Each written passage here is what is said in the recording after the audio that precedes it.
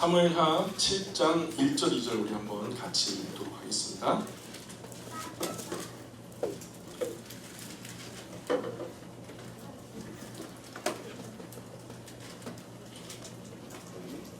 (7장) 1절 2절입니다. 다 같이 함께 사무엘하 7장 1절 2절 같이 읽습니다. 시작. 여호와께서 주의 모든 원수를 부르짖으사 왕으로 궁에 평안히 살게 하실 때에 왕이 선지자 나단에게 이르되 볼지어다 나는 백향목 궁에 살거늘 하나님의 괴는 휘장 가운데에 있도다. 아멘. 나는 백향목 궁에 살거늘 하나님의 괴는 휘장 가운데 있도다. 휘장이라 하면 뭐 지금 다윗 같은 경우에는 돌로 단단하게 지어진 그냥 돌 타일을 붙인 그냥 벽돌상한 건물이 아니라 그야말로 돌로 견고하게 지어진 성을 말하는 거예요. 너무나 완벽하게 또 왕의 성이니까 얼마나 또 화려했겠습니까? 그런 궁전에 사는데 하나님의 법궤는 하나님의 그 보좌 위 시운소 위에 보좌를 펼치셨다 하셨는데 하나님이 앉아 계신 그 자리는 그야말로 텐트에 앉아 계시니까 다윗이 볼 때는 이 궁전과 그 하나님의 법궤의 자리가 대비가 되는 거죠. 너무 죄송스러운 거예요. 하나님 앞에 죄송스러운 마음이 드는 거예요. 저는 이런 마음 참 하나님이 귀하게 보시는 마음이라 생각합니다. 이런 하나님의 입장을 살피는 착한 마음과 또 우리가 일전에 함께 나누었지만은 우리아의 아내 밧세바를 다윗이 범하잖아요. 그리고 그걸 감추려고 해서 심지어는 우리아를 갖다가 그렇게 나쁘게 아주 격렬한 적진으로 들어가게 해가지고 결국엔 그렇게 죽게 만드는 것도 다윗이고 이렇게 하나님을 또 생각해서 하나님의 입장을 살피는 착한 마음도 다윗이고 이게 바로 우리 안에 있는 죄악의 이중성이에요. 우리 안에 하나님을 위하고 경외하려고 하는 선한 마음도 있고 또한 우리가 범죄함으로 우리의 범죄함을 또 가리려고 더 큰 범죄를 저지르는 이런 죄악의 허물들도 있어요. 요즘에 텔레비전에서 이춘재 이야기 많이 들으죠. 화성 연쇄살인 사건. 근데 그게 10건이 아니라면서요. 앞으로도 몇 건이 더 있고 뒤로도 더 몇 건이 더 있을 거라고 그래요. 아마 그것이 거의 거의 확실하게 그 전문가들은 보는 것 같아요. 오늘 아침에도 기사를 읽었는데 아마 그거보다 더 많은 강간과 성폭행이 있었을 거다라고 얘기를 하는데 얼마나 끔찍해요. 근데 그거 보면서 정말 너무너무 잔인해, 너무너무 끔찍해 이렇게 하지만 솔직히 그게요 인간 마음속에 있는 마음이에요. 그리고 우리가 다른 존재가 아니라 우리랑 같은 존재가 꿈꿀 수 있는 꿈이라고요. 우리 안에 없다라고 말할 수 없는 거예요. 그 이춘재라고 하는 한 사람의 개인 역사로서만 우리가 생각할 게 아니라 우리가 정말로 악한 상황이 되고 환경적으로 여건적으로 그렇게 돼서 우리도 얼마든지 그런 범죄를 저지를 수 있는 여지가 생긴다라는 거예요. 인간이 거기까지 할 수 있다라는 얘기를 보여주는 거라고요. 그리고 우리가 그의 이야기다 하면서 그냥 손가락질하고 끝날 게 아니라 우리가 스스로를 되돌아보면서 더 우리가 하나님 앞에 겸비해야 할 필요가 있다는 생각이 듭니다. 바울은 이런 고백을 해요. 선을 행하기 원하는 나에게 악이 함께 있는 것을 보는도다 이런 말이에요. 우리가 아담의 후손이라면 예외 없이 죄의 본성을 가지고 태어날 수밖에 없어요. 사람이라면 그 누구도 이 부분에서 자유로울 수가 없습니다. 우리가 예수님을 구주와 주님으로 영접했으면 모든 죄와 어두움이 사라지는 게 아니에요. 예수님 내 안에 오셔요. 나의 구주와 주님이 되어주세요 하면은 그때부터 짠 하고 어둠이 다 사라지고 그늘이 다 사라지고 밝은 햇빛처럼 광명한 햇빛처럼 그냥 환하게 그냥 시작됐으면 좋겠는데 그런 마음이 일부 있지만 그러나 또 다시 어두움이 고개를 들고 우리 안에 있는 죄성이 자꾸만 또 머리를 드는 것을 보게 된다는 거죠. 우리가 이러한 일들이 언제까지 지속되니 우리가 육신을 가지고 살아가는 한 우리가 이 육신 안에 영혼을 담고 살아가는 한 육신과 함께 예수님을 구주와 주를 영접한 경건한 마음과 함께 이전에 지녔던 타락한 본성이 함께 공존하게 된다는 거죠. 이걸 잘 이해하셔야 돼요. 예수님 믿는 사람은요 죄 안 짓는 사람이 아니에요. 우리는 이 두 마음이 항상 싸우는 상태로 이 세상을 살아가게 되거든요. 근데 예수님이 없는 사람들은요 그런 마음의 질서가 없어요. 그래서 그들의 육신에 속한 사망의 본만 있기 때문에 마음에 원하는 모든 것들을 해요. 그냥 사람 눈치 피해서 누가 뭐 보지 않고 뭐 야단만 안 하면 그거 취해가지고 악한 짓을 저지르는 게 크게 망설여지지 않아요. 왜냐하면 그 안에 사망에 속한 그 어둠에 속한 사망의 법이 있으니까, 육신에 속한 사망의 법이 있으니까요. 그런데 예수님을 구주와 주님으로 영접해서 받아들이는 순간 우리 안에 생명의 성령의 법이 공존하게 되는 거거든요. 이때부터 갈등이 시작되는 거예요. 전에는 작은 것 뭐 이런 거 갈등할 여지가 없었어요. 그냥 따라가가지고 범죄하고 오고 그러면 아무 문제가 안 됐는데, 이제 예수님이 내 안에 들어오신 이상 이게 가책이 돼요. 양심은. 그래서 조금 더 눈치를 보게 되고, 그 죄를 범하는 것에 대해서 좀 소심해지고, 나중에는 이것으로 얻는 유익보다 쾌락보다 이것으로 얻는 이 부담이 훨씬 더 커지고, 그러면서 점점점 죄를 멀리하게 되어지는 양상으로 나아가는 거거든요. 그래서 우리 안에 선한 양심도 오염된 죄의 본성이 있는데, 이 상황에서 우리가 지금 바울은 그래요. 그 선한 양심을 따라 살기를 원하지만 오히려 죄의 본성으로 내가 나아가는 발걸음을 본다는 거죠. 그러니 내가 그 상황이 되지 않도록 죄를 잘 다스려야 되는 거죠. 죄는 어떻게 다스릴까요? 우리가 좀 말씀을 시작하는 마당에 좀 깊은 얘기를 시작해갖고 죄송스러운데, 죄는 어떻게 다스려요? 하나님께서 우리에게 죄를 다스리는 탁월한 방법을 가르쳐 주셨어요. 언제 가르쳐 주셨냐면 창세기에서 가르쳐 주셨어요. 아벨의 제사를 받으시고 가인의 제사를 받지 않으셨잖아요.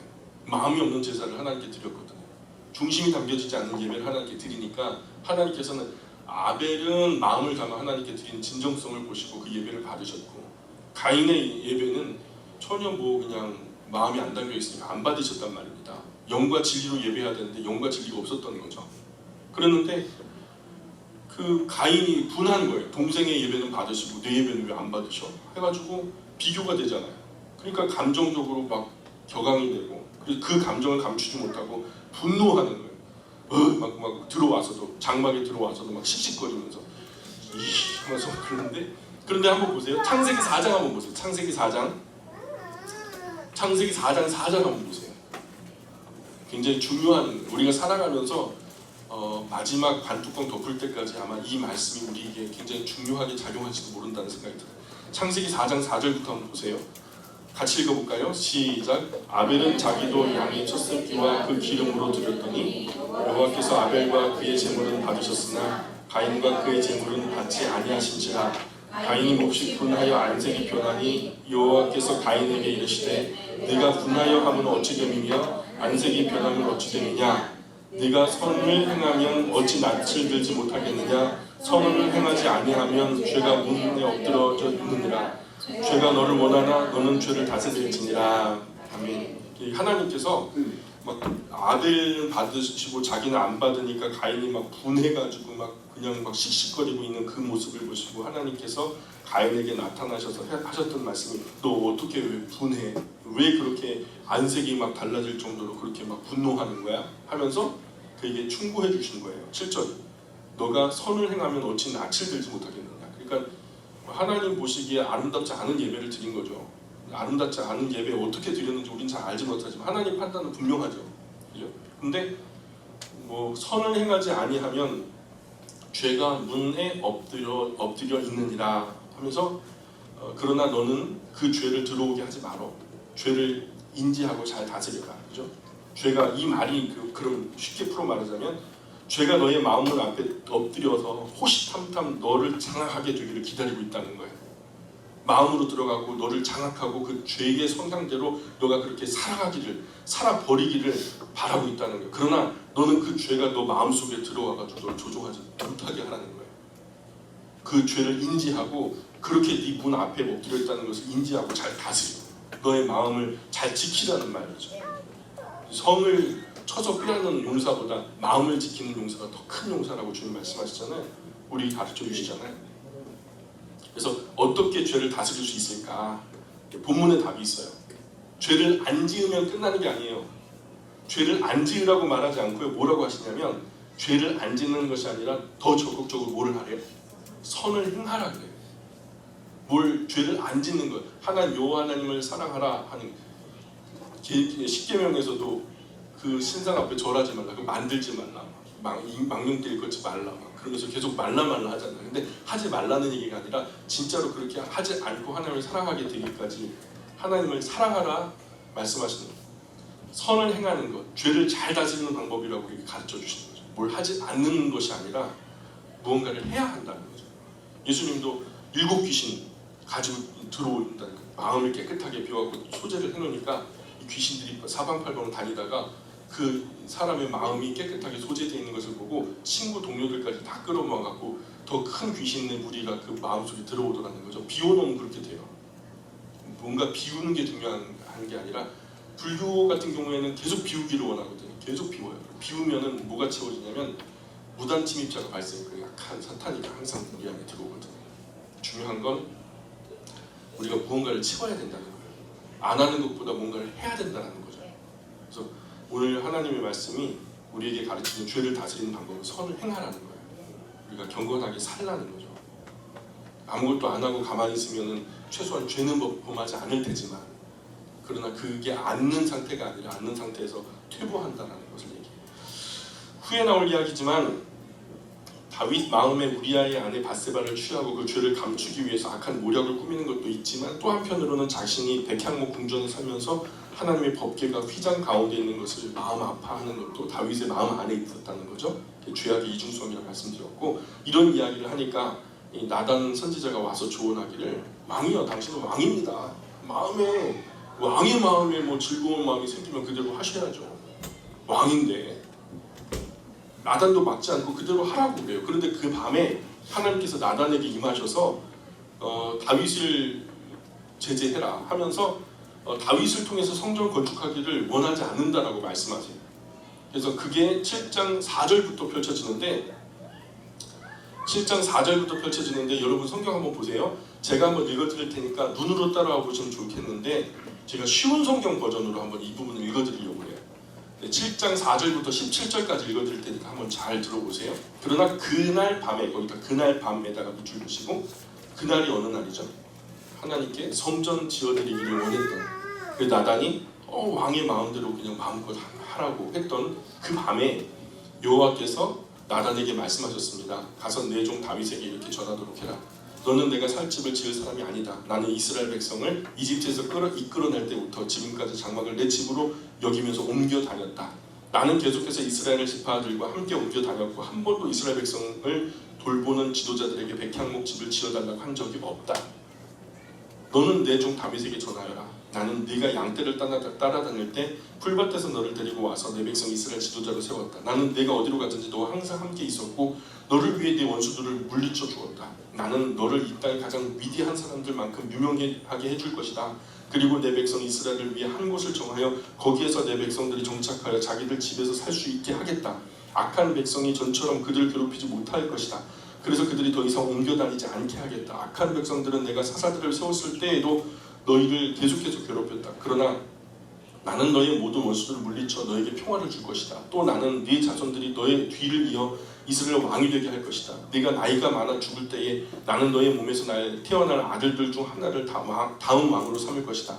그리고 바로 그가 나를 위해 성전을 지을 것이다. 나는 그의 나라를 영원히 강하게 만들 것이다. 나는 그의 아버지가 되고 그는 나의 아들이 될 것이다. 만일 그가 죄를 지으면 다른 사람을 채찍과 막대기로 삼아 그에게 벌을 줄 것이다. 그러나 나의 사랑과 자비를 거둬들여 사울에게서 마음을 돌렸던 것처럼 너희 아들에게서는 나의 사랑을 거둬들이지 않을 것이다. 너의 집안과 너의 나라는 내 앞에 영원히 이어질 것이다. 나단은 자기가 들은 모든 말을 다윗에게 전했습니다. 그래서 여러분 그 개역 개정판 성경의 말로 아니라 쉬운 성경으로 좀 이렇게 설명을 드렸어요. 읽어드렸어요. 하나님은 다윗의 선한 마음을 정중하게 거절하세요. 그 사람이 뭔가 정중한 마음으로 그 사람을 생각해서 뭔가 선물을 할 때 나 그런 거 안 해 하고서 그냥 확 그 정성만큼이나 정중한 마음으로 거절하는 것이 아니라 너무 가벼운 마음으로 거절하면 상처가 돼요. 하나님이 아시죠? 다윗이 어떤 마음으로 하나님을 대접하고 싶어 하는지. 그러니 하나님도 그 거절이 정중하실 수밖에 없었던 거죠. 거절하는 이유도 차분하게 설명해 주세요. 그러나 하나님은 다윗의 마음에 그 선한 의도를 잘 알죠. 마음만 받을게, 그런 거죠. 마음만 받을게. 다윗이 하나님의 거처와 안위를 걱정합니다. 그러니까 하나님은 다윗의 평생의 안위와 그 형편을 알뜰하게 챙겨주세요. 아내가 남편을 알뜰하게 챙겨주니까 남편이 아내를 또 살뜰하게 챙겨주는 거죠. 그래서 알뜰살뜰 사는 거예요. 그죠? 아내가 알뜰하게 챙겨주는데 남편은 아주 그냥 허투루 챙겨요. 그러면 안 되는 거죠. 하나님과 우리 관계에 관한 이야기예요. 예의와 인격에 관한 이야기죠. 관계는 마냥 두어서 좋아지는 거 아니에요. 그냥 아무 생각 없이 그냥 놔두어서 좋아지는 게 아니에요. 선한 사랑의 노력이 있어야 된다는 거죠. 우리의 신앙이 그래요. 더 이상 하나님을 뒷방 영감님처럼 취급해서는 좋은 신앙이 안 돼요. 우리가 하나님만큼이나 정중한 모습으로 하나님과의 교제의 자리에 나아가야 될 줄 믿습니다. 자, 그런데 거절하는 이유를요, 지금 여기 사무엘 하에서는 잘 나타나지 않지만 하나님께서 다윗이 성전을 지어서 자기에게 봉헌하는 것을 원치 않는 이유를 갖다 구체적으로 설명하는 내용이 역대상에 나와요. 역대상 22장 7절에 보면 나와요. 한번 보시면 역대상 22장 7절의 말씀을 보시면 다윗이 솔로몬에게 이르되 내 아들아 나는 내 하나님 여호와의 이름을 위하여 성전을 건축할 마음이 있었으나 이게 어떤 내용인 것 같아요? 어떤 상황에서 펼쳐지는 내용 같아요? 그렇죠? 솔로몬에게 왕위를 물려주면서 그렇죠? 그렇게 유언을 하는 그런 장면이겠죠. 8절입니다. 여호와의 말씀이 내게 임하여 이르시되 너는 피를 심히 많이 흘렸고 그죠? 나단에게만 그런 것이 아니라 다윗에게도 특별히 나타나셔서 하나님께서 성전을 짓지 말아야 할 이유를 설명해 주셨던 것 같아요. 그래서 그 여호와의 말씀이 내게 임하여 이르시되 너는 피를 심히 많이 흘렸고 크게 전쟁하였느니라. 너가 내 앞에서 땅에 피를 많이 흘렸은즉 내 이름을 위하여 성전을 건축하지 못하리라. 보라, 한 아들이 내게서 나리니 그는 온순한 사람이라 내가 그로 주변 모든 대적에게서 평온을 얻게 하리라. 그의 이름을 솔로몬이라 하리니 이는 내가 그의 생전에 평안과 안일함을 이스라엘에게 줄 것입니다. 그가 내 이름을 위하여 성전을 건축할 할지라. 그는 내 아들이 되고 나는 그의 아버지가 되어 그 나라 왕위를 이스라엘 위에 굳게 세워 영원까지 이르게 하리라 하셨나니. 그래서 수많은 만약의 말이에요. 다윗이 여태까지 패배했다라고 하는 내용이 없어요. 다윗이 나간 전쟁에서는 모든 전쟁에서 승리했거든요. 그러니 다윗이 어딘가 전쟁을 하러 간다는 것은 이기러 가는 거지 지러 가는 건 아니에요. 그 열국이 얼마나 두려웠겠어요. 다윗이 출전하는 것에 대해서. 그래서 그 수많은 전쟁에서 이기고 그 많은 전쟁에서 피를 많이 흘려서 막강한 힘을 가지게 됐어요. 모든 전쟁에 승리했으니까 하나님이 함께 하셔서. 그러니까 이 다윗이요 지금 건들지 못해서 이기지 못해서 그냥 망설이고 있는 나라는 없어요.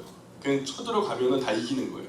근데 이런 마당에 다윗이 열 왕들 가운데, 열방 가운데, 열 민족 가운데 서서 선포하기를 나 이제 하나님을 위해 성전 건축하겠소 그래봐요.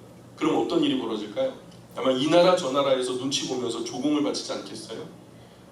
그러면서 뭔가 우리 나라에는 좀 쳐들어오지 말아주십시오 하면서 불가침의 이유로 우리는 좀 건드리지 말아주십시오 하는 그런 불가침의 이유로 뭔가 대가성 물질이 오고 가지 않겠어요? 이걸 뭐라 그래요?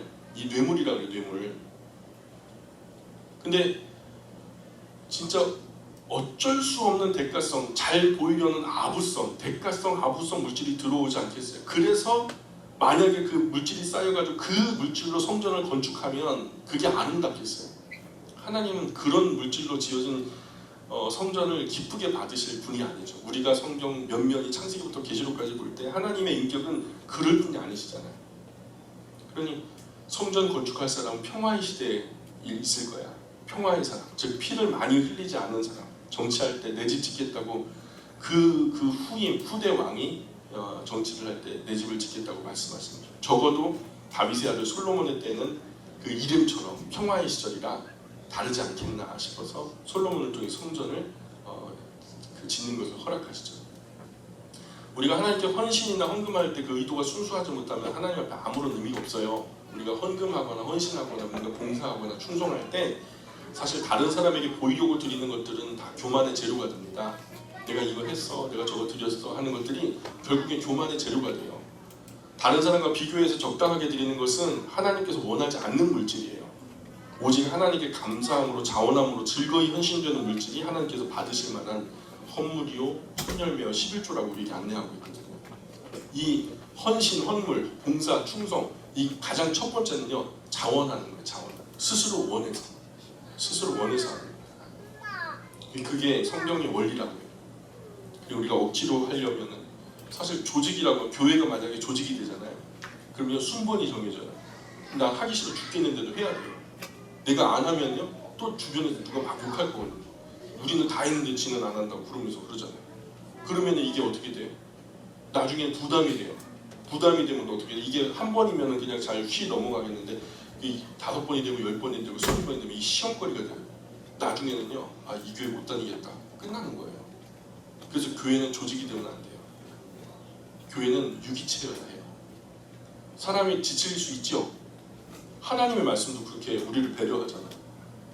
6일 동안 열심히 일하면 지쳐요. 그리고 7일째는 쉬어야 된다고 말씀하셨잖아요. 하나님은 쉬실 분이 아니에요. 힘이 쇠하지 않으시는 분이라. 근데 왜 6일 동안 창조하시고 7일째 되는 날 쉬셨냐면 우리를 보라고. 교육을 통해서 인간이 어떻게 살아가야 하는지 삶의 사이클을 우리에게 안내해 주신 거예요.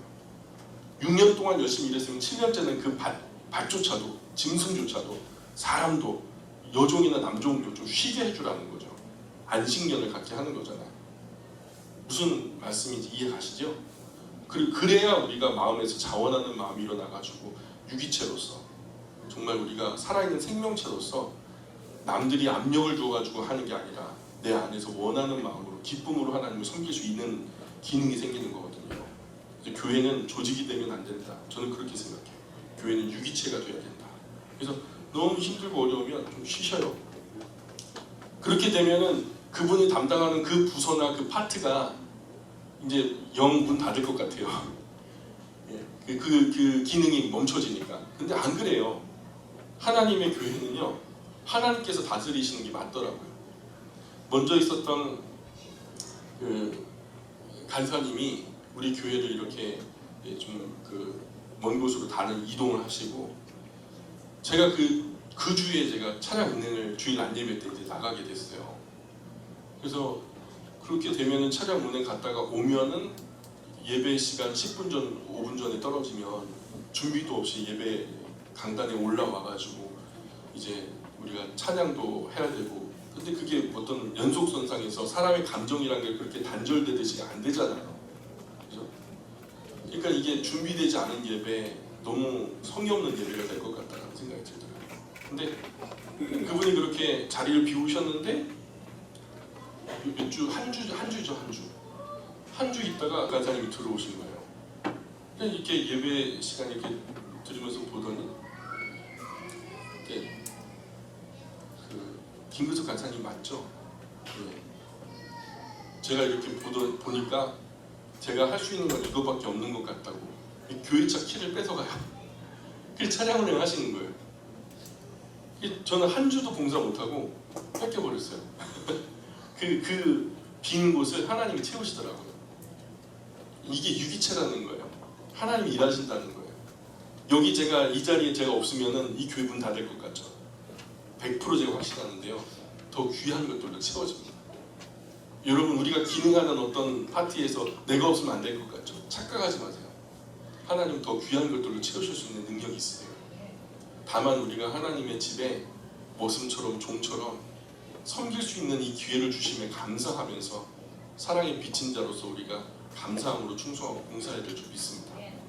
하나님이 우리를 향해서 마치 뭐 물질이 없어서 빌어먹는 사람처럼, 빌어먹는 분처럼 그렇게 헛되하지 마시라고. 우리가 이 영적인 질서부터 바르게 잡지 않으면 큰일 납니다. 자, 그래서 7장 20절 21절 같이 한번 읽어볼까요? 7장 20절 21절입니다. 같이 읽습니다. 시작. 주 여호와는 주의 종하시오니 다윗이 다시 주께 무슨 말씀을 하오리까. 주의 말씀을 말하면 주의 뜻대로니 모든 큰 일을 하사 주의 종에게 알게 하셨나이다. 예, 미천한 사람이 선한 마음을 가지고 하나님을 섬겨드리려고 했는데 그 모습이 하나님의 뜻에 맞지 않으면 내 이놈 안 된다 이놈아 하면서 야단치시면 그만인데, 무시해버리시면 그만일 텐데, 그래도 감사해서 어이구 하나님이다 안 된다고 말씀하셨다면서 감격할 수 있을 정도로, 최소한 자기가 뭔가 하려고 했는데 내 이놈 안 된다 그러면요 하나님이 대답하신 거잖아요. 그러니까 이런 것만으로도 자기는 감지덕지인데 내 이놈 안 된다 하고 무시해버리시면 될 텐데, 하나님은 다윗의 선한 마음을 거절하시면서 일일이 그 거절하시는 이유를 설명해 주시고, 나아가서 다윗의 안위와 형편을 살피시면서 내가 섬기지도 않았음에도 불구하고 이미 후에 큰 복과 상까지 약속을 하시는 거예요. 다윗에게 하나님이 어려워 보여요? 쉬워 보여요? 다윗이 하나님을 바라보는데 하나님을 어렵게 보는 것 같아요? 쉽게 보는 것 같아요? 하나님을 어렵게 보는 것 같아요. 그죠? 되게 어려운 어른을 대하듯이 하잖아요. 이게 마땅한 그리스도인이 하나님을 대하는 자세여야 한다고요. 좀 두려워해야 돼요. 두려움 끝에 존경이 있고 그 존경 끝에 사랑이 묻어나야 이게 하나님을 향한 우리 인간의 바른 자세라고요. 하나님을 너무 쉽게 보면 안 돼요. 우리에게 하나님은 어려워 보여요? 쉽게 보여요? 예, 우리 자신에게 손을 얹고 한번 생각해봐요. 나는 하나님을 어떻게 보나요? 반성할 일이에요. 하나님은 다윗이 하나님을 위하여 크고 아름다운 집을 지어드리겠다 이 마음을 이미 받으셨어요. 하나님은 다윗의 그 마음만으로도 좋다는 거죠. 안 받으셔도 괜찮다는 거예요. 그런 마음이 다윗 안에 있는 것만으로도 기뻐하고 예뻐하세요. 그때부터 하나님은 다윗과 함께 하시면서 모든 전쟁에서 승승장구하게 하시죠. 다윗이 돈을 모으면 얼마나 모을 수 있을까요? 근데 모든 전쟁 승리하게 하시니까 모든 전리품이 다윗의 것이 되고요. 다윗은 그 모든 전리품을 후대에 다음 차기 왕이 하나님의 성전을 지을 때 필요한 자재로서 성전 창고, 자기 개인 창고에다 차곡차곡 쌓아놓습니다. 다윗이 어디로 가든지 이기가 전술과 전략, 군비 확장, 첨단 무기 개발 이것이 다윗을 이기게 하는 것이 아니라 여호와 하나님께서 다윗이 어디를 가든지 이기게 해주셨다는 거죠. 자, 그런데 이렇게만 계속 살다가 결국 그렇게 늙어서 그렇게 하늘나라 갔으면 참 좋았을 텐데 안타깝게도 이 다윗이 또 실수를 하네요. 11장 볼까요? 11장 1절 11장 1절 계속 읽습니다. 시작. 그가 돌아와 왕들이 출전할 때가 되매 다윗이 여호와가 그에게 있는 그의 부하들과 온 이스라엘 군대를 보내니 그들이 암몬 자손을 멸하고 라파라에 있었고 다윗은 예루살렘에 그대로 있더라. 아멘. 그래서 전쟁도 철이 있거든요. 아무 때나 나가고 전쟁하는 게 아니라 전쟁하기에 좋은 철이 있어요. 그냥 겨울에 나가가지고 하면 계속 비만 맞고 뭐 나가지도 못하고 뭐 어떤 병거들도 앞으로 나가지도 못하는 거거든요. 그러니까 겨울에 전쟁하면 안 되죠. 전쟁할 만한 날에 전쟁을 해야 되는데 그때 암몬 자손을 멸하고 라빠성, 지금 요르단의 암만이 그곳인데 그곳에 이곳을 이제 에워싸고 있을 때 일어난 일이에요. 11장 2절 3절 계속 읽어볼게요. 시작. 저녁에 다윗이 그의 침상에서 일어나 왕궁 옥상에서 올라가 그곳을 보니 한 여인이 고독을 하는데 심히 아름다워 보이는지라. 다윗이 사람들 보내 그 여인을 알아보게 하였더니 그가 아뢰되 그는 엘리압의 딸이요 햇사람 우리아의 아내 바세바가 아니니까 하니. 아멘. 그래서 햇사람이라고 하면은 히타이트를 말해요. 세계사 속에서는 히타이트족을 말하는데 이스라엘에게는 이방인이었죠. 그렇지만 용부용으로 다윗과 함께한 용사들이에요. 다윗이 워낙 존경할 만한 지도자였거든요. 그래서 그 히타이트족 용사인 우리아가 다윗의 용사였는데 그런데 그 우리아에게 아내가 있는데 이 아내가 밧세바라고 하는 여자였어요. 이 밧세바를 범하게 됩니다. 다윗이 이방 나라 용병이니까 죽이면 끝인 줄 알고 쉽게 생각했는데요. 그러나 다윗의 뒤통수 위에 하나님께서 이 모든 것들을 보고 계신다는 것을 까맣게 잊고 있었죠. 죄질 때는 하나님 안 보이거든요. 결국 우리아의 아내 밧세바 사건이 터집니다.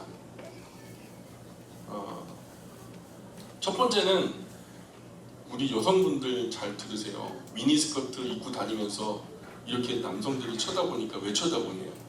그 좀 이율배반적이지 않습니까? 그 왜 이렇게 짧게 입고 다녀요? 계단도 함부로 못 올라가시더라고요. 어떤 때는 뭐 이렇게 앉아 계시는데 앉아 계셔도 제가 보려고 안 해도 그냥 보여요. 우리 교회는 아니지만 참 신기한 노릇이에요. 그러면서 또 끌어당겨가지고 가리려고 막 그냥 애쓰는 거 보면 애처로워요. 천이 없어서 그렇게 입고 다니시는지 모르겠는데 참 안타까워요. 또 하나는 뭐냐면 사실 밧세바 사건이 터진 이유는요, 저는 미갈의 사건과 연관성이 없다라고 보지 않아요. 미갈이요, 첫사랑으로서 지금 다윗에게 뭐 다윗이 남자잖아요. 그래도 남자로서 뭔가 부부 관계를 이루어야 하는데 남자는 욕구가 충족되지 못하면 세상이 삐딱하게 보이는 거거든요. 근데 지금 그런 어떤 남성의 욕구를 함께 나눌 수 있는 어떤 파트너가 없잖아요. 있기는 하지만은 어머니 뻘 되어지는 전략 결혼한 두 분, 이 어르신이에요. 이분들을 하고 사랑을 나눌 수는 없는 일이에요. 이 어르신들하고 어떻게 잘 모셔야지. 이런 분들이 잘 모셔야 되는 거예요. 어려움의 시절에, 정말 어려움의 시절에 이 다윗의 무리를 먹고 살기를 열어주는 것만으로도 그분들에게 삶을 보장하는 것으로, 이제 다윗의 아내 이름된 거 아이노함 뭐 이런 사람들은 그냥 아비가 이런 사람들은 그냥 잘 돌봐주는 걸로 끝나는 거죠. 근데 이제 다윗에게는 여자가 없으니까 미갈을 그렇게 갖고 데려온 건데, 미갈이 진짜 표독스럽게 한마디 했잖아요. 그래갖고 다윗이 큰 상처를 입었고요.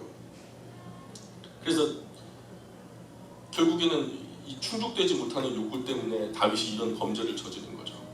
뭐 그것도 미갈의 탓이다라고, 미갈의 탓이다 이렇게 말하면 또 억지일지는 모르지만은, 누구든 남자들은 욕구 불만이 참 언제든지 터질 수 있으니까 조심해야 돼요. 문지방 기어 넘을 힘만 있어도 반드시 남자는 사고 친다고 말씀드리잖아요. 그러니까 우리 어머니들 잘 들으셔야 돼요. 내 남자 관리 잘 하셔야 돼요. 그냥 걸어 다닐 수 있는 직장 다녀올 힘만 남겨놓으시면 돼요. 성경은 그러므로 기도할 틈 얻기 위하여 합의상 얼마간 분방할 수 있으나 빨리 합하라. 이는 너희 절제하지 못하면 인하여 마귀로 틈타지 못하게 하려 함이라. 마귀가요, 그 성적인 부분을 통해서 틈탄다니까요. 물질, 명예와 함께 우리를 가장 쉽게 넘어뜨릴 수 있는 세 가지 지렛대가 있는데, 그것이 섹스예요, 성. 근데 이것을 잘 관리가 되면, 부부관계가 원활하면 문제가 되지 않거든요. 그래서 이런 말씀은 여성과 남성은 생리적으로 다르다는 것을 이해하시는 말씀이니까 우리가 잘 새겨 들으셔야 돼요. 어쨌든 나단이 다윗을 찾아와서 한 이야기를 들려줍니다. 세상에 이런 이야기가 있었어요 하면서 나단이 어떤 한 이야기를 들려줘요. 12장 5절 볼까요? 12장 5절. 그 전에 어떤 가난한 집안에 암양이 하나 있고 큰 부잣집이 있는데 손님이 오니까 가난한 집에 양을 뺏어가지고 그냥 잡아가지고 주더라. 이런 놈이 다 있습니까? 그랬더니 이 다윗이 그 다음에 했던 말이 12장 5절 6절입니다. 12장 5절 6절 읽어볼까요? 시작. 다윗이 그 사람으로 말미암아 노하여 나단에게 이르되 여호와의 살아계심을 두고 맹세하노니 이 일을 행한 그 사람은 나중에 죽을 자라. 그가 불쌍히 여기지 않냐고 이런 일을 행하였으니 그 양새끼를 네 배나 갚아주어야 하리라. 예, 우리아는 아주 가난한 집안에 암양 하나, 그러니까 밧세바 하나만 소망으로 두고 있는 사람이고요. 그 비유를 하기를, 그 큰 부자는 말입니다. 이제 다윗을 두고 한 말이죠. 다윗은 자기를 향해서 하는 말인지 몰라요. 나단이 그런 말 하니까 그 말 끝에, 지금 다윗은 자리가 어디예요? 왕의 자리 있죠. 왕이라는 것은 그냥 머리에 면류관을 쓰고서 그 나라에서 가장 높은 자리라는 그것만 있는 게 아니라 가장 높은 판단의 자리에 있다는 얘기예요. 아래에서 다른 신하들이 판단하지 못하는 부분들 있잖아요.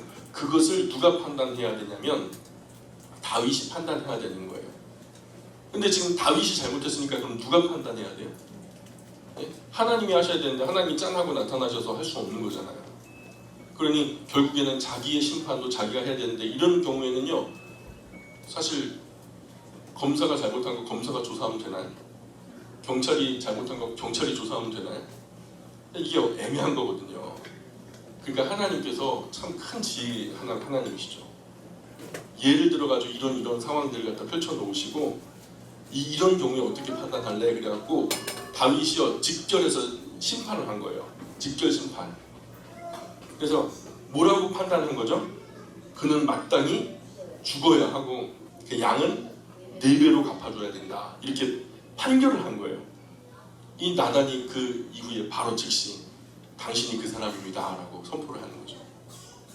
남 이야기인 줄 알고서 아주 그냥 10분 공정하게 판결했는데 내 이야기인 거죠.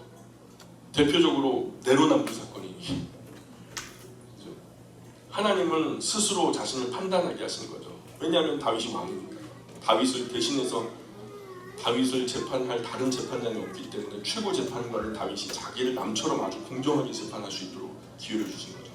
그래서 이제 형벌이 시작됩니다. 12장 7절 보세요. 12장 7절부터 나단이 다윗에게 이르되 당신이 그 사람이라. 이스라엘 하나님 여호와께서 이와 같이 이르시기를 내가 너를 이스라엘 왕으로 기름 붓기 위하여 너를 사울의 손에서 구원하고 네 주인의 집을 내게 주고 네 주인의 아내들을 내 품에 두고 이스라엘과 유다 족속을 내게 맡겼느니라. 만일 그것이 부족하였을 것 같으면 내가 네게 이것저것을 더 주었으리라. 그러한데 어찌하여 네가 여호와의 말씀을 업신여기고 나 보기에 악을 행하였느냐. 네가 칼로 햇사람 우리아를 치되 암몬 자손의 칼로 죽이고 그의 아내를 빼앗아 네 아내로 삼았도다. 이제 네가 나를 업신여기고 햇사람 우리아 아내를 빼앗아 네 아내로 삼았은즉 칼이 네 집에서 영원토록 떠나지 아니하리라 하셨고 여호와께서 또 이와 같이 이르시기를 보라 내가 너와 네 집에 재앙을 일으키고 내가 네 눈앞에서 네 아내를 빼앗아 네 이웃들에게 주리니 그죠? 이런 일이 벌어졌죠. 그 사람들이 네 아내들과 더불어 백주에 동침하리라. 그 이웃이 아니라 누구였죠? 심지어 아들이 그냥 이렇게 12절 너는 은밀히 행하여서 나는 온 이스라엘 앞에서 백주의 일을 행하리라 하셨나이다 하니 다윗이 나단에게 이르되 내가 여호와께 죄를 범하였노라 하며 나단이 다윗에게 말하되 여호와께서도 당신의 죄를 사하셨나니 당신이 죽지 아니하려니와 이 일로 말미암아 여호와의 원수가 크게 비방거리를 얻게 하였으니 당신이 낳은 아이가 반드시 죽으리이다 하고 그래서 은밀하게 행했지만 온 이스라엘 앞에서 하나님께서 그냥 공개를 하시는 거죠. 지금 이 다윗의 스캔들을요 아시아 끝자락에는 우리도 알잖아요. 맞죠? 그냥 은밀하게 했는데 하나님이 그냥 완전히 세계적인 어떤 뉴스거리로 만드신 거죠. 그리고 또 그 뒤에 보면 14절에 보면 원수가 크게 비방할 거리를 얻게 하였으니 당신이 낳은 아이가 반드시 죽으리다. 여기 원수가 누굴까요? 사탄이죠. 사탄. 그래서 재판 후에 죄에 대한 판결을 즉시 시행합니다. 밧세바에게서 낳은 아기가 죽어요. 그러니까 다윗이 자기를 향한 판결은 사형이었거든요. 마땅히 죽어야 하리라 했으니까 사형인데 그러나 다윗이 정직하게 자백하니까 하나님은 미쁘고 의로우시기 때문에 자기 죄를 자백하면 용서해 주시죠. 그 완전한 용서나 대가는 치러야 돼요.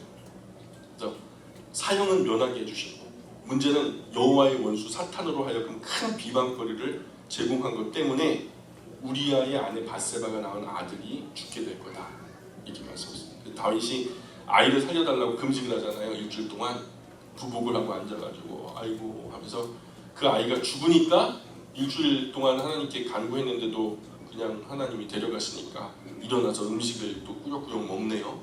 이 사람들이 야 이건 뭐 아이가 살았을 때는 안 드시더니 아이가 죽으니까 음식을 드신다. 야 이상하다. 야 다윗아 왜 그러냐.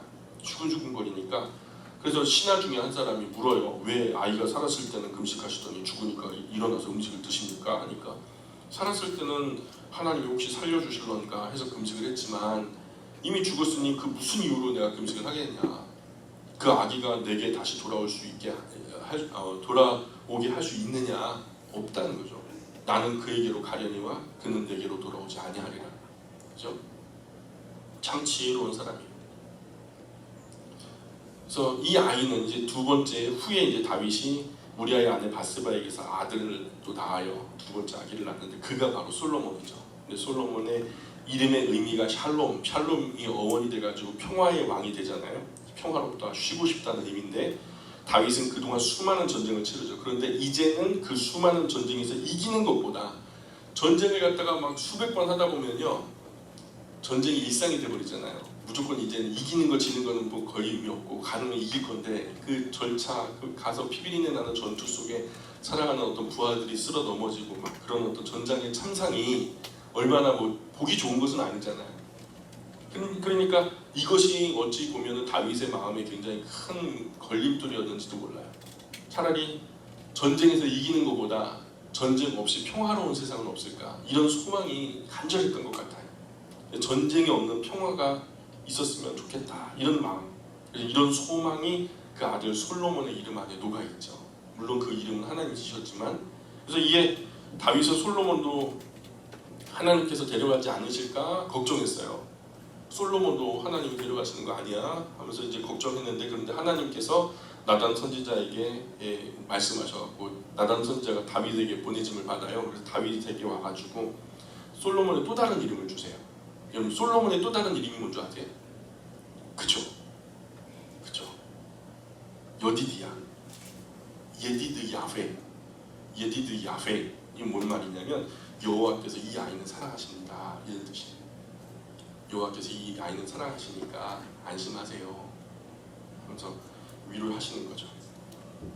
자, 그런데 13장 1절로 건너가시면은 의미 있는 한마디가 나와요. 그 후에 이 일이 있습니다. 거기다 밑줄을 보세요. 그 후에 이 일이 있습니다. 다윗이 우리아의 아내 바세바를 범한 후에 그 이후의 사건들이에요. 심상치 않은 일이 자꾸 벌어집니다. 이 대가를 치러야 되니까 이제 대가가 구체적으로 이제 시행돼요. 다윗 같은 사람은 하나님 마음에 합한 사람이었고 용서를 하자면 이런 대가성 재수 없는 일들이 안 일어나야 되잖아요. 근데 하나님이 용서하지 않는 죄가 있다니까요. 고의적으로 저질렀잖아요. 반드시 대가를 치러야 돼요. 다윗도 천하의 다윗도 치르는 거예요. 저와 여러분은 뭐 다윗보다 낫습니까? 그러니까 고의적으로 그 어떤 숨은 의도를 가지고 악하게 사기치고 막 뒷담화하고 막 그래가지고 뭔가 일이 벌어지면 반드시 대가를 치르게 되니까 그것은 예수님의 피로도 안 돼요. 반드시 대가. 그러면은 하나님이 공의와 정의의 하나님이 아니시게요? 성경에서 고의성을 가지고 지은 죄에 대해서 속죄제의 법을 주신 일이 없어요. 무고하게, 실수로, 허물로 이루어진 것에 대해서는 용서의 법을 주셨지만 자꾸 이제 심상치 않은 일이 벌어지는데 장남인 암논이 말입니다. 베다른 공주 다말을 사랑해가지고 상사병이 나요.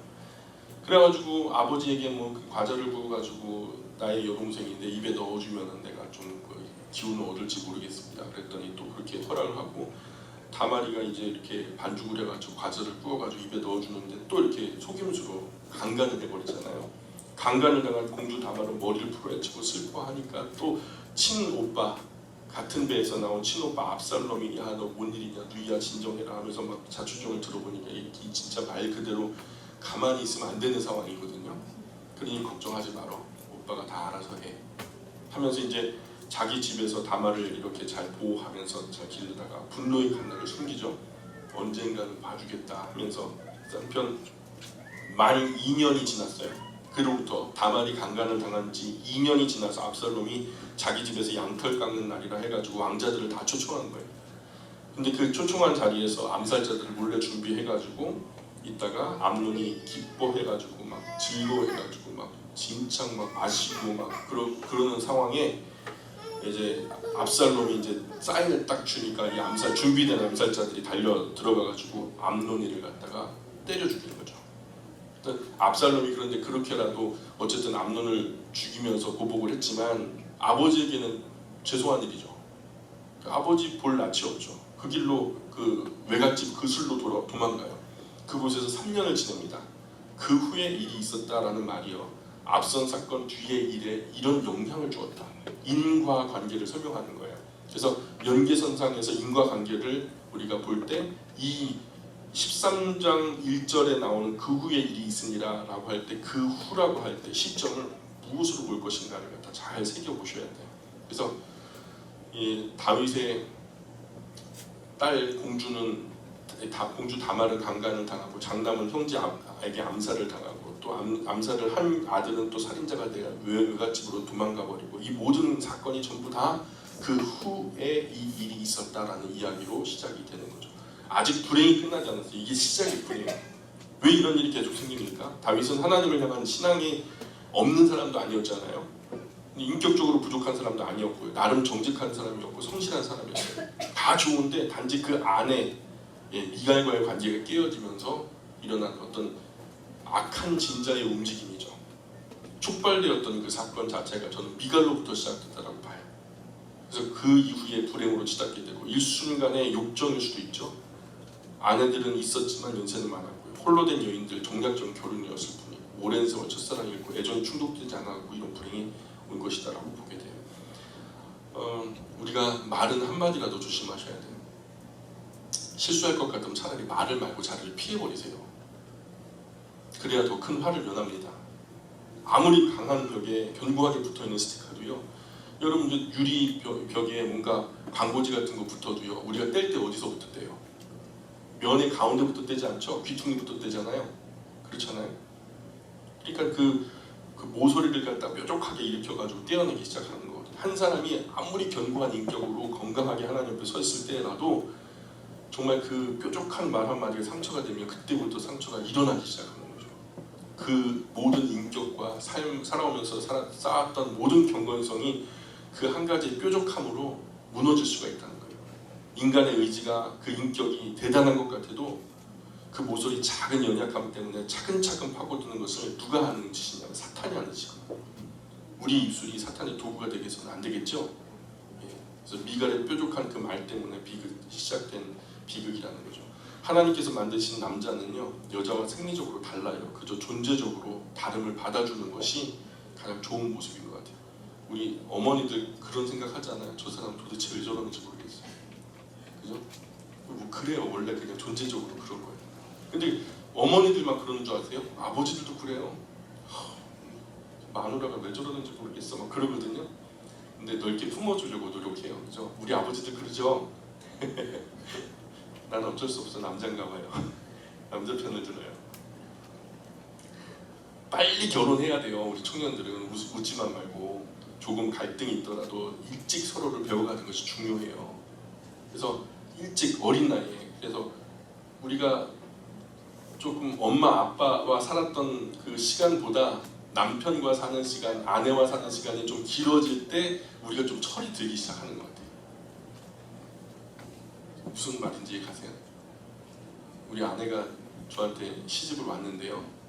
이제 조금 장인어른하고 살았던 그 기간보다 이제 저랑 사는 기간이 조금 더 길어지려고 하고 있어요. 그러면서 뭔가 좀 이게 깊어지고 또 녹익어가고 또 좀 이렇게 인생의 어떤 맛이랄까 무엇이랄까 뭐 이런 것들을 좀 제가 요즘에 한참 재밌게 배워가고 있어요. 또 게다가 늦둥이도 얻었으니 또 얼마나 또 하나님 이런 복을 하나님 제게 주십니까 하면서 막 감격스러운 가운데 살아가는데 행복이 지금 넘치고 있어가지고 좀 나눠드리려고요. 마땅한 방법이 없네. 어쨌든 일찍 결혼하시면 그렇게 될 것 같아요. 일찍 결혼하셔서 남편과 아내와 더 오래오래 같이 사시면서 정말 무르익은 사랑 나누시기를 바래요. 사무엘하 15장으로 가보실까요? 그래서 압살롬이 암논을 죽이고 다윗의 외가 그 줄로 도망해서 3년, 그죠? 다윗도 아들 보고 싶어요. 암논이야 뭐 죽었으니 뭐 올 수는 없고 사리 판단이 확실한 사람이라 다윗이 뭐 암논을 그리워하겠습니까? 그래 형제를 죽이고서라도 갔지만 그래도 아들인지라 좀 돌아왔으면 하는 마음이 왜 없겠습니까? 그래서 요압이 측근이 돼가지고 다윗의 이런 마음을 간파하게 되죠. 그래서 연극을 꾸며가지고 결국 압살롬을 여차여차 데리고 오게 돼요. 근데 막상 돌아오니까 다윗은 무심해요. 신경도 안 쓰는 거예요. 압살롬과의 관계가 옛날 같지 않은 거죠. 나쁜 감정이요 흐르도록 내버려두서는 안 돼요. 적당한 때 반드시 매듭이 있어야 돼요. 그렇지 않으면 그 나쁜 감정이 점점 자라나서 서로 원수가 될 때까지 자라나거든요. 서로에 대한 감정이 좋은 채로 좀 떨어져 있어야지 그래야 뒷모습이 아름다운 사람이 진짜 좋은 사람이거든요.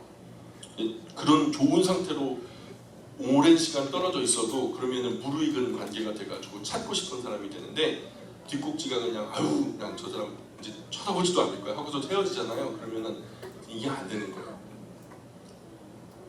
처음 만날 때는 좋은 인상으로 만났는데 헤어질 때는 세상 끝나고 다시 안 볼 사람처럼 관계를 갖다 뒤집어 엎고 그냥 악하게 만들어 놓고 그렇게 돌아서는 사람이 많아요. 유리 시절에 끝이 안 좋은 사람이 너무 많아요. 우리 그리스도인들은 절대로 그러면 안 돼요. 뭔가 끝까지 축복해 주면서 마무리를 해야 되는데 다윗은 3년 만에 돌아온 압살롬을 그대로 두어서는 안 된 거예요. 왜냐하면 그 감정이 흐름이요 좀 안 좋잖아요. 근데 반드시 자잘못을 따져야 돼요. 따끔하게 야단쳐줘야 돼요. 잘못한 것을 잘못했다고 말하고.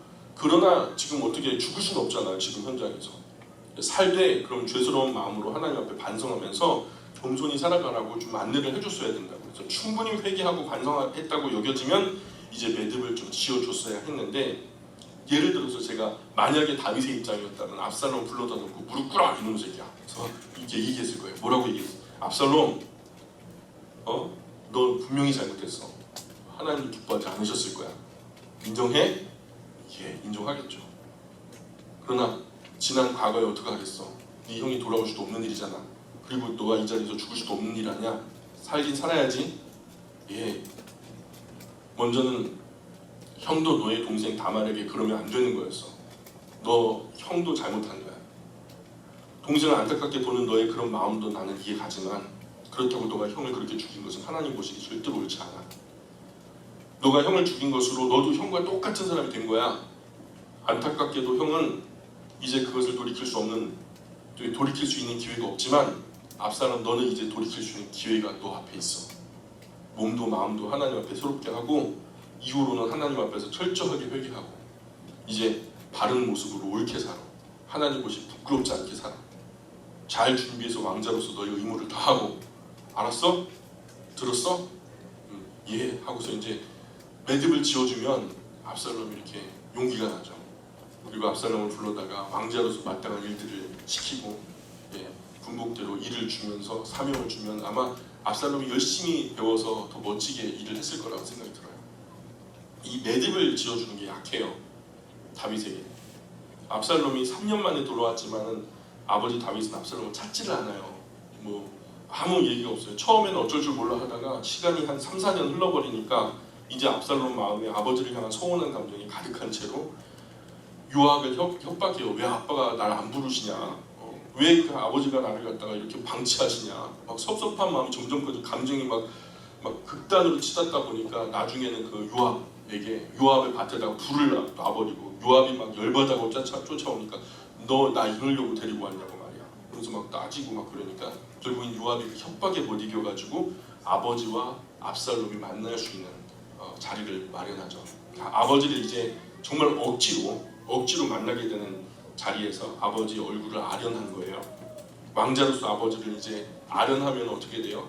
가족이고 측근이니까 먼저는 아버지를 끌어안고 입 맞추는 결례가 있는데 이제 아버지를 끌어안고 입을 맞추는데 아버지가 감정적으로 사람이 알죠. 육감이라는 게 있잖아요. 저 사람이 나를 호의적인 감정으로 대하는지 호전적인 감정으로 대하는지 우리가 왜 몰라요. 근데 압살롬이 아버지에게서 그런 어떤 따뜻한 어떤 살가운 그런 품을 못 느낀 거죠. 다윗이 불편해하는 감정이 그대로 느껴진 거죠.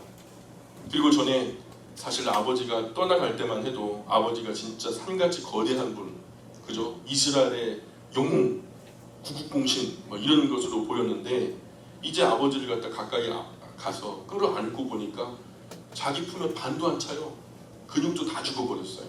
머리도 다 희끗희끗 다 세워져 버리고 가만히 안고서 입 맞추면서 가만히 생각해 보니까 이제는 늙어버린 초라한 노인일 뿐이에요. 야, 이제는 내 때가 왔나 보다 싶은 마음이 들지 않겠어요? 늙어버렸네? 근데 압살롬이 어렸을 때는 어찌할 수 없을 것 같았는데 이제 어찌할 수 있을 것 같은 생각이 드는 거죠. 남자들의 마음에 그런 게 있거든. 아버지를 넘어서고 싶은 마음, 그죠? 그래서 압살롬에게 반역의 마음이 들어요. 압살롬 먼저 호위병 50명을 앞에 세우고 왕 비스무리하게 백성들 가장 많이 왕래하는 곳에 성문 곁에 서가지고 아버지 다윗에게 올라가는 백성의 민원을 중간에서 다 가르쳐가지고 백성이 마음을 훔쳐요. 야 다윗 왕은 지금 바빠가지고 너희들 신경 쓸 겨를이 없다. 그분은 맛있는 것도 드셔야 되고 즐거운 거 지금 노년에 할 게 너무 많으니까 야 그분은 바빠서 할 게 없다. 나한테 와라. 내가 시간 많으니까. 그러면서 이제 막 별로 잘 알지도 못하는데 막 끌어안고서 막 위선을 떨거든요. 그게 훔쳤다 그래요. 성경의 기록도. 압살롬이 백성들의 마음을 훔쳤다고 평가해요. 그러기를 4년 동안 한 거예요. 4년 동안 많은 유력자들을 만났겠죠. 압살롬은 착실하게 영모를 위한 시나리오를 착실하게 이뤄나가고 그에 상응하도록 백성의 여론도 조성할 수 아는 머리도 있었던 사람이에요. 또 헤브론에서 책사 아이도벨과 더불어서 그 어떤 엘리트들을 끌어모으기 시작해요. 종교적으로도 그렇고 정치적으로도 그렇고 군사적으로도 그렇고 자기의 보탬이 될 만한 사람들을 다 섭외하죠.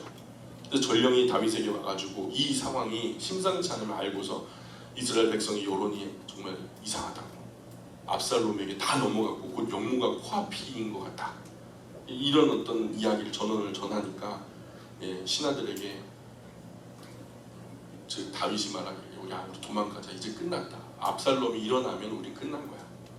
하면서 이제 다윗이요 됐든 겁을 먹고 일어나가지고 자기가 끝까지 맞서 싸워야지 무슨 말이야 이렇게 해야 될 왕이 신하들을 설득해요. 야 가자 안 된다. 압살롬 이러면 끝나는 거야. 하면서 이렇게 앞장서 도망가요. 도망가는 다윗의 마음에는 아마도 압살롬이 대단하다라는 생각보다는 아 내가 뿌린 것을 이렇게 내가 거두는구나 이런 마음이 컸던 것 같아요. 다른 아들에게 강간을 당하고 큰아들 암논은 그걸 때문에 동생에게 맞아 죽고 다른 아들 압살롬 형을 죽이고 이제 고개를 돌려 아버지까지 죽이려고 달려들잖아요. 이게 다 내 탓이다 싶은 거죠. 아버지는 늘 그래요. 그냥 자녀들이 조금만 고통받아도 다 자기 탓인 것 같고 그죠? 하다못해 아내 그 화장품통에 화장품이 떨어져도 내 탓인 것 같고 그죠? 자 15장 22절 보세요. 15장 22절부터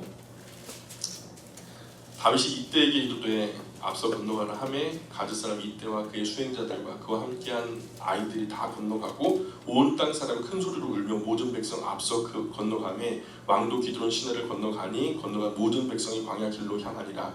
보라 사독과 그와 함께한 모든 레위 사람도 하나님의 언약궤를 메우다가 하나님의 궤를 내려놓고 아비아달도 올라와서 모든 백성이 성에서 나오기를 기다리도다. 왕이 사독에게 이르되 보라 하나님의 궤를 성읍으로 도로 메어 가라. 만일 내가 여호와 앞에서 은혜를 입으면 도로 나를 인도하사 내게 그 궤와 그 계신 데를 보이시리라. 그러나 그가 이와 같이 말씀하시기를 내가 너를 기뻐하지 아니한다 하시며 종이 여기 있사오니 선이 여기시는 대로 내게 행하시옵소서 하리라. 피난가는 다윗에게 제사장이 찾아오죠. 법궤를 다 끌어모으고 자기 속한 사람들을 다 모아가지고 왕이 가시는데 법궤도 가고 우리도 따라가서 왕과 함께 예배도 드리고 하나님 경외하고 그래야죠 하면서 이제 따라나는 의리의 사나이 사독의 사람들 해갖고 사도가이가 된 사두개인이 바로 여기서 이제 시작되는데 다윗이 어려움의 날에 사독이 끝까지 배신하지 않고 법궤를 들고 찾아와 준 거죠. 다윗은 그것을 왜 가져왔어? 도대체 그걸 왜 가져온 거야? 하나님께서 내게 은혜를 주시면 내가 다시 하나님께 인도해 주셔서 하나님께서 살려주셔서 인도해 주셔서 다시 그 법궤와 계신 곳에 내가 하나님을 예배드리러 가게 될 텐데 그러나 하나님께서 내가 너를 기뻐하지 않는다 이렇게 하시면 나는 이 피난길 어디선가 객사할지도 모르지. 근데 왜 하나님이 왜 나 때문에 움직이셔야 돼? 하나님은 거기 계시고 죄진 건 나니까 피난을 가도 내가 가야지 이런 마음인 거죠. 다윗은 지금 이런 자신이 하나님 앞에 범한 범죄로 큰 징계에 직면해 있음을 이해하죠. 그래서 후에 내가 지금보다 훨씬 더 억울하게 되어서 실컷 두들겨 맞고 더 억울하게 된다면 하나님께서 나를 불쌍하게 여겨주시는지 누가 알겠어. 이렇게 대답해요. 그리고 다윗의 자세는 하나님의 징계를 지금 어때요? 달게 맞는 것 같아요? 아니면 막 찝찝하게 맞는 것 같아요? 달게 맞는 것 같죠. 룻기에서 엘리멜렉이 이스라엘 향해서 하나님 징계하실 때 사사시대였잖아요. 그 너무 잘못하는 것들이 많았기 때문에 하나님께서 자주 때리셨는데 그때 징계를 맞고서 엘리멜렉이 어떻게 해요? 모압 땅으로 도망가죠. 징계 앞에서 다윗처럼 순수히 받고 회개하는 사람이 있고 사울처럼 반항하고 대들고 막 그렇게 싸우려고 대드는 사람도 있고 엘리멜렉처럼 도망가는 놈도 있고 놈이 아니라 사람도 있고 그죠? 우리는 누가 돼야 된다고요? 순순히 달게 맞는 게 좋은 거예요. 그래서 하나님은 다윗은 하나님이 내리는 징계를 마땅한 것으로 아무 불평 없어요. 당신의 처분 대로 내가 다 응하겠습니다. 그래서 누구도 원망하지 않고 그 수욕으로 배를 불리면서 욕을 하면 욕을 들어먹고 돌을 던지면 돌을 맞아가면서 먼지를 흩날리면 먼지를 다 뒤집어 써가면서 묵묵히 매를 맞는 거죠. 이런 모습을 하나님은 또 불쌍히 여기세요. 우리가 그 피하려고 그러다가 그는 야 바보같이 좀 아빠가 이렇게 때리면은 네가 좀 피하고 도망가고 그러면 되잖아. 근데 안 도망가고 미련맞게 다 맞고 있으면요 또 아버지 마음이 짠해져요. 그죠? 그래서 15장 19절 볼까요? 15장 19절 같이 한번 읽어볼까요? 시작. 그때 왕이 가드 사람 이때에게 이르되 어찌하여 너도 우리와 함께 가느냐 너는 쫓겨난 나그네이니 돌아가서 왕과 함께 내 곳에 있어라. 예, 아들을 피해 도망가는 다윗의 피난길에 블레셋 가드 사람이 이때가 함께 가려고 해요. 이때 가드 블레셋이라고 하는 민족은 이스라엘과 적대 관계잖아요. 이 가드는 또 어디예요? 골리앗의 고향이에요. 거기 출신 이때라고 하는 장수예요. 이런 사람까지도 아군으로 지금 붙들고 있는데, 그럼 이런 사람들이요 사실 위기의 날에요 등 돌리지 않겠어요? 근데 지금 이 가드 사람 이때가요, 블레셋 가드 사람 이때가 다윗의 절처절명의 생명의 어떤 그 총각이 달려있는 이런 위기의 순간에 이때가 그 죽음과 함께 가겠다는 거예요. 다윗은 극구 만류해요. 근데 이때가요 다윗이 이렇게 해도 거절하지 못하는 것이 한 가지 있다는 걸 알아요. 그래서 뭐라고 하냐면, 여호와의 이름으로 맹세하는데 내가 당신과 가지 않으면 하나님 내게 벌 위에 벌을 내리셨으면 좋겠다고 막 그렇게 하니까, 여호와의 이름으로 맹세하면 이제 더 이상 만류하면 안 되는 거예요. 벌 받으니까. 룻도 그러죠. 룻도 시어머니 나 당신 따라갈 거예요. 그래. 아서라야 따라오지 말고 네 형님처럼 가라. 너 친정으로 가고 다시 결혼해도 너 얼마든지 잘 살 수 있다 하면서 막 이제 하지만 룻이 뭐라 그래요?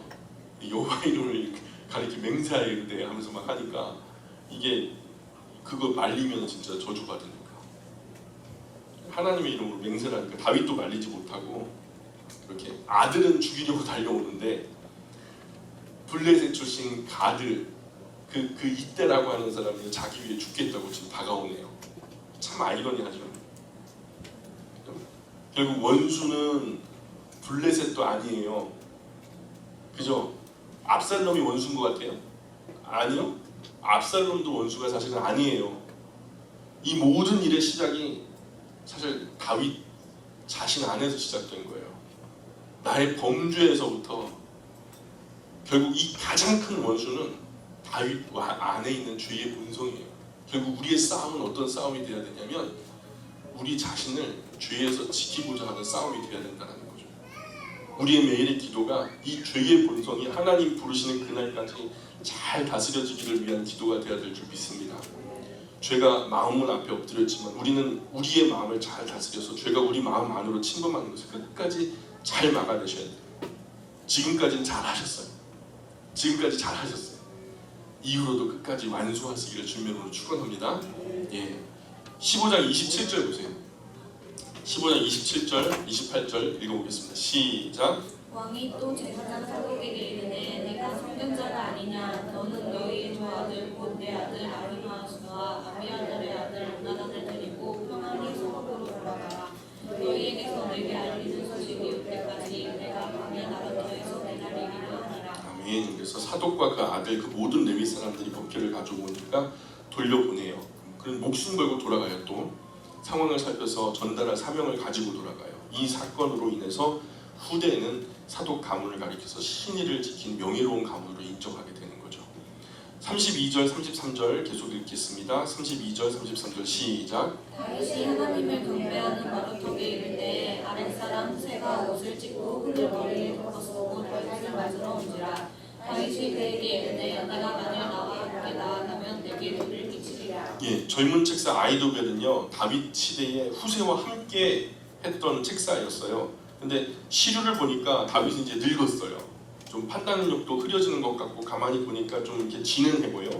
근데 옆에 떠오르는 압살롬은요 백성들의 또 이렇게 지지를 등에 업고서 뭐 4년 동안 행하는 것을 보니까 진짜 왕감이거든요. 떠오르는 해 같아요. 그냥 존경을 받고서 결국 자연스러운 그림은 압살롬이 왕이 되는 그림인데, 그렇다 보면 내가 압살롬 편에 서야 되겠다 이렇게 시대를 읽었던 것 같아요. 그래서 아이도벨이 압살롬의 시대가 열릴 것이고 이제는 압살롬이 왕이 될 것이다 라는 것을 알고서 압살롬에게 붙는데, 다윗은 아이도벨의 총명함을 알아요. 아이도벨이 얼마나 영민하고 또 총명한 사람인지를 알았고, 다른 어떤 것들에게 근심하거나 두려워하는 것은 다윗은 잘 나타나지가 않아요. 근데 아이도벨은 두려워해요. 다윗이. 왜냐하면 다윗은 이 아히도벨 때문에 근심하면서 하나님께 기도하거든요. 다른 것은 그냥 뭐 마땅한 나의 잘못이다 하면서 그냥 숙명적으로 받아들이지만 아히도벨 때문에 근심하면서 하나님께 기도를 했던 부분이 있어요. 그래서 다윗은 친구 후세가 따라옵니다. 모략 그 책사죠. 책사가 후세가 따라오니까 다윗은 예루살렘으로 가서 아히도벨의 모략을 좀 방해하고 그 모략을 대처하기 위해서 돌아가 나를 도우라고 명령을 해요. 또 이게 후세가요 목숨 걸고 다시 돌아갑니다. 나이 많은 후세가. 그래서 아이도벨의 모략이 이루어지지 않게 하는 사명과 첩보를 통해서 정보를 파악한 후에 다윗에게 보고하기 위해서 다시 예루살렘으로 들어가고요. 이게 쉬운 일이에요. 걸리면 죽는 거예요. 이게 목숨이 걸린 일이잖아요. 나만 죽는 게 아니에요. 내 뒤에서는 아내와 자식들, 어쩌면 가문의 명운이 달린 문제 아니겠어요? 이런 어려운 날에 도와주는 친구가 진짜 친구죠? 그죠? 예수님도 사람이 친구를 위해 자기 목숨을 버리면 이에서 더 큰 사랑이 없다고 우리에게 가르쳐 주셨거든요. 그러면서 예수님이 직접 자기 생명을 십자가에 희생시키시면서 친구 된 우리를 건져주셨잖아요. 우리는 친구 자격이 없지만 친구 삼아주셨고, 그가 뭐죠? 나와 동행을 하면서 나를 친구 삼으셨네. 그죠? 우리 친구들 자격이 없는 사람들이 친구를 삼아주신 거죠. 그래서 그런 큰 사랑의 사람들이 다윗 곁에 있었어요. 목숨 걸고 함께한 사람들, 사독 같은 사람, 후세 같은 사람, 나단도 브나야도 그랬고 이때 같은 사람들, 다윗과 함께 고난의 길도 피난의 길도 마다치 않고 돌아가서 다윗이 부탁하니까 목숨 걸고 압살롬의 칼 살상 반경으로 들어가는 거죠. 압살롬을 얼마든지 죽일 수 있는 그 칼의 살상 반경 안으로 들어가서 담대하게 설 줄 아는 그런 신의의 사람들이었죠. 삶의 여정에서 이런 친구가 단 한 명이라도 있다면 저는 그분 성공한 인생을 사신 분이라고 평가하고 싶어요. 근데 우리가 하나님을 향해서 이런 신의를 지킨다면 얼마나 더 아름답겠어요. 이 살상 반경, 이 죄악으로 뒤덮여 있는 악한 사단이 드글거리고 이 귀신들이 득세하는 이 판에 우리가 하나님 때문에 손해보는 거 걱정하지 않고 하나님 때문에 죽는 거 거절하지 않고 그런 살상 반경 안에서 속없이 하나님을 사랑할 수 있다면 얼마나 아름다운 삶이 될까. 참 중년 이후 그 사람 곁에 서 있는 친구를 보면 그 사람이 보이거든요. 근데 예수님 때문에 외롭게 된 중년들을 요즘에 많이 만나요. 친구들 다 끝나버리고 좀 술도 안 마시지, 담배도 안 피고 바람도 안 피니까 뭐 피는 건 아무것도 없어요. 그러니까 뭐 그냥 하나님 앞에서 기도하고 자식 속삭이면 자식 속삭인다고 또 그러고. 근데 결국에는 이런 분들이 하나님께서 귀하게 여기시는 분이다라는 생각이 들어요. 오늘 아침에도 우리 청학부랑 얘기를 했는데 내가 100년을 살면서 밤톨만한 의라도 하나님 앞에서 내가 의로 내세울 게 뭐가 있어요? 죄만 있죠. 근데 우리의 100년의 삶을 살면서 사실 악하게 지은 죄와 더불어서 우리가 하나님 앞에 선하게 서려고 노력했던 그것이 퉁치게 되면 남는 게 뭘까? 과연 선이 남을까 악이 남을까? 물론 악이 더 많이 남겠지만은 근데 우리가 눈꽃만큼이라도 선한 것이 우리 안에 있는 것을 하나님 보신다면 저는요 하나님 우리를 영원히 살 가치가 있다고 여기실 것 같아요. 왜냐하면 100년 미만의 밤 한 톨만한 의가 남았다면 하나님의 나라의 시간은 몇 년이죠? 영원이죠? 그죠? 그러면은 100년의 밤 한 톨이면은 1000년은 밤 10톨이고 만년이면 밤 100톨이고 그리고 그것이 영원을 지속된다면은 그 밤할 만한 선행들이 태산처럼 쌓일 거 아니겠습니까? 하나님은 그렇게 영원의 가치를 지금 평가하고 계시는 것 같아요. 그러니 우리가 의를 내세우는 것이 아니라 하나님 앞에 조금이라도 의미가 있는 재미, 흥미, 취미 아무 소용 없어요. 우리가 의미 있는 하나님 앞에서 평가받을 만한 그런 삶을 살았으면 좋겠다는 생각이 들어요. 어쨌든 시간이 벌써 저렇게 됐네요. 그래서 요나단의 자녀 중에 다리를 못 쓰는 사람이 있는데 기억나세요? 요나단의 아들 중에 다리 못 쓰는 사람 무비보셋, 그죠? 그래서 다윗이 그 사람을 어떻게 했죠? 크게 선대했잖아요, 그죠? 정치 보복이 아니고 오히려 뭐예요? 요즘에는 정치 보복하잖아요. 정권이 바뀌면 죽어나가는 사람이 한둘이 아니에요. 감옥에 갇히고. 근데 지금 다윗은 사울에 속한 사람 또 요나단에 속한 그 무비보셋을 일으켜가지고 정치 보복을 한 게 아니라 정치 보상을 했어요. 사울의 모든 재산을 돌려주고 시바라고 하는 사람을 종으로 세워서 다윗의 식탁에서 함께 먹게 했죠. 근데 피난길에 그 종 시바가 뇌물을 가져오면서 이간질을 하는데 무비보셋이 다윗의 왕권은 원래 사울의 것이었으니까 요나단이 아들인 자기의 것이다. 이제 다윗은 무너졌고 이제는 왕은 나라 하면서 이제 그렇게 자기를 배신했다는 말을 거짓말을 전하죠. 다윗은 피난길인지라 판단력, 분별력이 흐려졌는지 모르겠어요. 무비보셋의 토지를 시바에게 넘겨주고서 끝내요. 그래도 시바의 거짓말이 거짓말인지도 모르고 다윗은 순수하게 받아들이죠. 속은 것은 맞지만 그 죄는 다윗의 것이 아니에요. 그 죄는 시바에게 있는 거죠. 그죠? 다윗의 인품이 그런 걸 뭐라고 할 수 없는 거죠. 그래서 16장 5절부터 보시면 16장 5절 그 전에다가 밑줄을 이렇게 그 빗금을 그시고요. 우리 다음 주에 16장 5절부터 계속